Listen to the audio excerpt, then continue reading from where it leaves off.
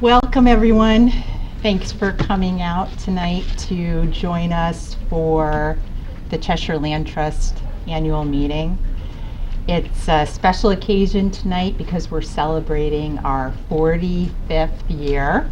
So I'd like to call the 45th annual meeting of the Cheshire Land Trust to order.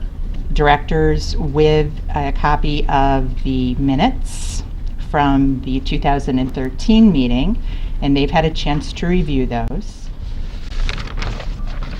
We are a formal corporation. We have to give a report to the membership as well as to the directors on a monthly basis. And so this is it. This is our annual report. Some of you may have picked it up on the way in, or you have seen it in the balance sheet, which is our summary report for the year 2013. Just want to hit a couple of highlights. Our last fiscal year was an improvement over 2012. Our income was $50,878 with expenses of $109,161, which sounds like a deficit, and it was, but that's because we finished putting up the barn out at Ives Farm, which took a lot of extra money, but we got an asset for the expense. We have to keep expanding the organization. Anything that you can do to help support us financial would be very helpful. We have a very large mission to carry out, and you can certainly be of help. And thank you very much for your past support. Well, I joined the Land Trust, I think about 3 years ago, when my grandfather, Kevin Wetmore, was president. And he made me become steward of the Palace property. And we would have to, I think, monthly monitor it by walking around and checking for litter and erosion. Yeah, I did the same thing as Sean, and Kevin helped us a lot though, along the way, and I learned a lot more about the land while doing it too, and yeah.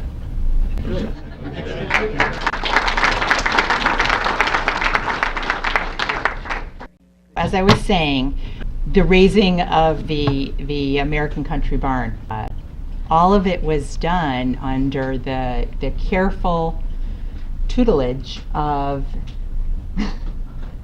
Mr. David Schrum and Mr. Jim Mertz and their lovely brides.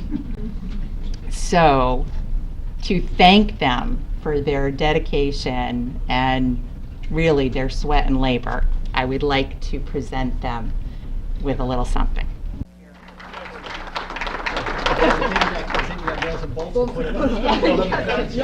We'd like to present to you this plaque, which will be installed on the barn, and it reads, Cheshire Land Trust, Ives Farm Barn, established 2013, dedicated to the Mertz and Schrum families, with gratitude for their many hours of volunteer service.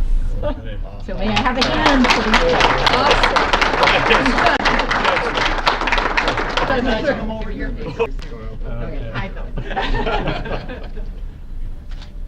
Well, that was very nice. Much appreciated.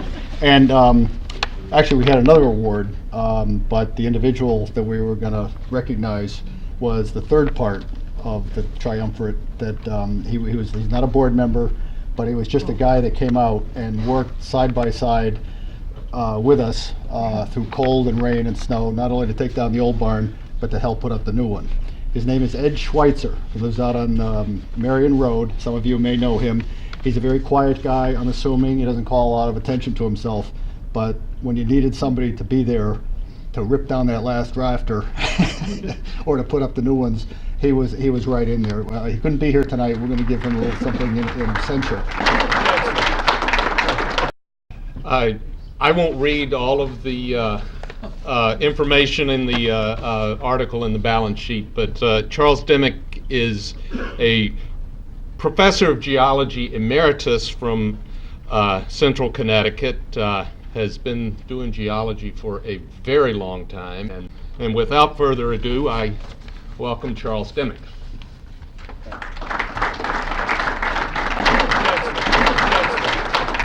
You'll notice I have a couple of props up here. This one is a geologic map of Connecticut, or it's the bedrock geology of Connecticut. It's what it would be if we were to strip all of the soil off Connecticut and just look at the rock underneath. And it's pretty complicated. And to understand Cheshire geology, we really need to get a little bit of Connecticut geology, because Cheshire's in Connecticut, as you know. In fact, it's right there, so it's kind of south-centrally located. And Connecticut has an extremely complex geology. It wasn't until about 35 years ago that the geologists in this state, and we have these fine geologists down at Yale University since the 1700s, finally started to figure out what was going on. The problem was that the rocks over here are absolutely nothing like the rocks over here, even though they're about the same age. Normally, if you have rocks about the same age and a relatively short distance apart, you would think there'd be some similarity to them. There isn't. This piece right in here didn't belong to Connecticut originally. It matches rocks in the Congo. You couldn't get much further away, and that'll give you an idea of some of the complexities that have been going on. And these rocks up here match rocks that you find all through the eastern United States and Canada. So this is what we call ancestral North America there. Those rocks have been there, or somewhere in that vicinity, for a very long interval of time.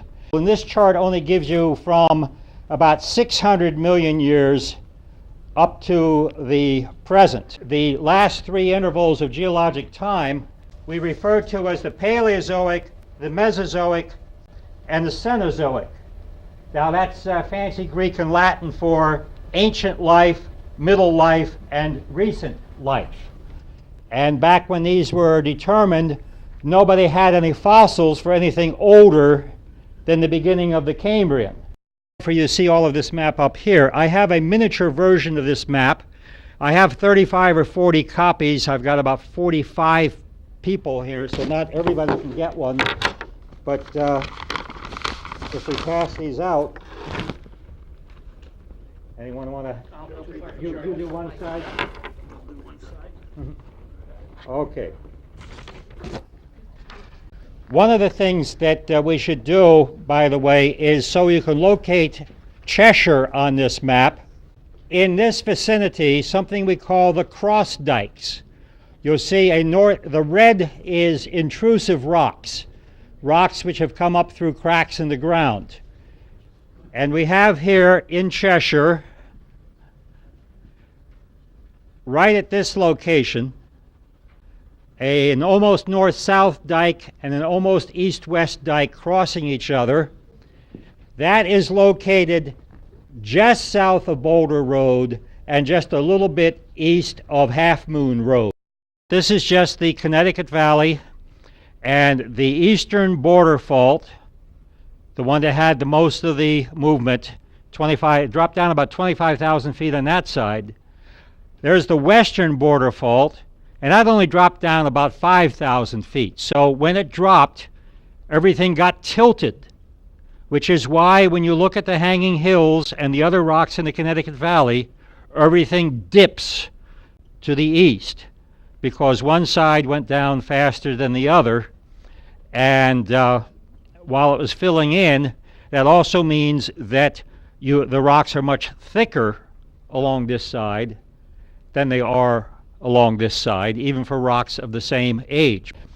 The different rocks have different chemistry, and they also have different rates at which they break down and release elements into the surroundings. And some of them break down and give you a lot of clay, some of them break down and give you a lot of sand. And so you get different soils. I didn't even get into soils on here. Different soils that develop, and therefore different plant communities. Is that?